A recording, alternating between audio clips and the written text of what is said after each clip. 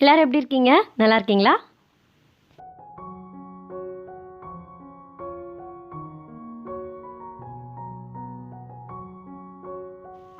இது என்ன புது மாதிரியான ஒரு கலரில் ஒரு ஐஸ் இருக்குது அப்படின்னு சொல்லி பார்க்குறீங்களா? நீங்கள் ஏதாவது கெஸ் பண்ணியிருப்பீங்க, பட் நீங்கள் கெஸ் பண்ணதான் இது இருக்காது அப்படின்னு நினைக்கிறேன்.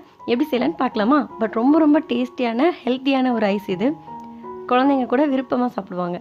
இதுக்கு 2 டம்ளர் அளவுக்கு தண்ணி எடுத்திருக்கேன். நான் வந்து 6 பாப்சிக்கலுக்கு அளவு சொல்கிறேன்.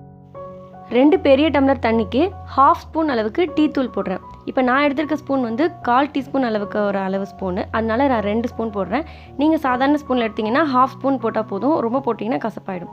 இதில் வந்து புதினா இலை வந்து ஒரு 6லேருந்து 7 இலை வந்து இதில் ஆட் பண்ணிக்கிறேன். அப்புறமா ஒரு 1/2 லெமன் புளிஞ்சு இதில் ஊற்றிடலாம். உங்களுக்கு நல்ல புளிப்பாக இருக்கணும் அப்படின்னா இன்னும் கொஞ்சம் கூட நீங்கள் புளிஞ்சிக்கலாம். இது வந்து கரெக்டாக இருக்கும். இதில் வந்து 1/4 கப் அளவுக்கு சக்கரை போட்டிருக்கேன், அதாவது 2 டேபிள் ஸ்பூன் அளவுக்கு. இது நீங்கள் சக்கரை வேணாம் அப்படின்னா நீங்கள் தேன் ஊற்றிக்கலாம், சூப்பராக இருக்கும். இதில் வந்து இஞ்சி வந்து ஒரு சின்ன துண்டு கட் பண்ணி வச்சுருக்கேன், அதை குட்டி குட்டியாக கட் பண்ணி இதில் சேர்த்துக்கிறேன். நீங்கள் இடிச்சோ இல்லை மிக்சியில் அரைச்சோ சேர்த்துக்கலாம். நான் வந்து அப்படியே குட்டி குட்டியாக கட் பண்ணி போட்டிருக்கேன். அது கொதிச்சா அதில் வந்து அது இறங்கிடும். இப்போ நல்ல ஒரு 2 மினிட்ஸ் கொதிக்க விட்டுட்டு ஆஃப் பண்ணிடலாம். ஆஃப் பண்ணிவிட்டு இது நல்லா ஆற விட்டுருங்க. ஆறினதுக்கப்புறம் வடிகட்டினா போதும். அது வரைக்கும் அந்த இஞ்சி புதினா அதெல்லாம் அதிலே இருக்கட்டும். இப்போ ஆறிடுச்சு. இப்போ நான் வந்து வடிகட்டிடுறேன். இப்போ இது அது உள்ளே வடிகட்டி இருக்குது, ஸோ அதிலே வந்து மற்றதெல்லாம் அதிலே இருந்துக்கும். மீதியெல்லாம் வடிகட்டி அந்த ஜாடியில் வந்துடும்.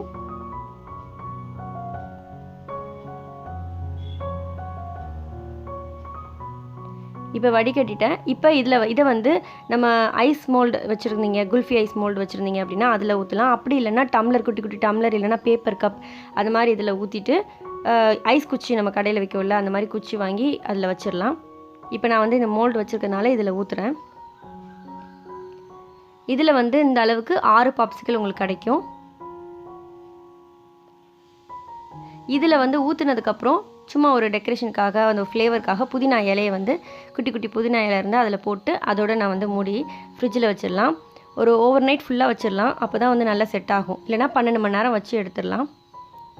இப்போ எடுத்ததுக்கப்புறம் ஒரு பாத்திரத்தில் தண்ணி வச்சுட்டு அதில் பின்பக்கமாக அப்படியே இது பண்ணி எடுத்துட்டிங்க அப்படின்னா அந்த இது ஈஸியாக வந்துடும். அப்படி இல்லைனா டேப் வாட்டரில் வந்து பின்னாடி சைடு அப்படி காமிச்சிட்டிங்க அப்படின்னா ஈஸியாக எடுக்க வரும். அதுக்காக தான். இப்போ பாருங்கள், ஈஸியாக எடுத்துட்டேன்.